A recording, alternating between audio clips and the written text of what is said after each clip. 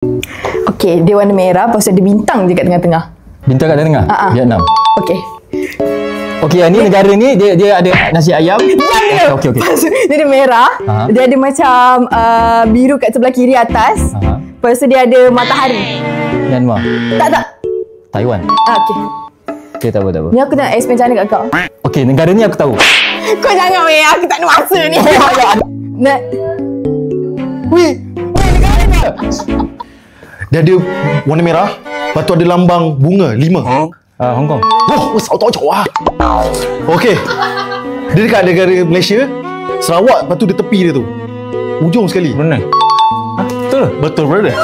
Okey, dia ada 3 warna, hijau, putih, merah. Lepas tu dekat dalam tu ada hendak. Dia West can man. Mexico. Yes, come on man, come on. Putih, lepas tu merah.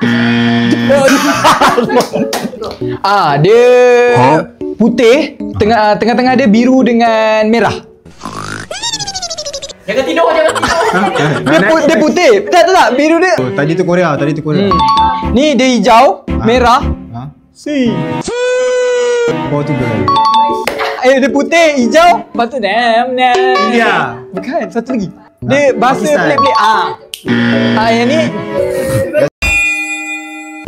Ini bendera dia kat atas dengan bawah ada biru, kat tengah-tengah ada kuil. Kuil tu biasa orang sembahyang. Cambodia. Takbir! Bukan bendera. Saudi Arab.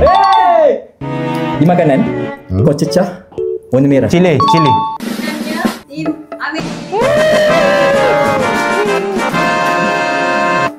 Topong menang.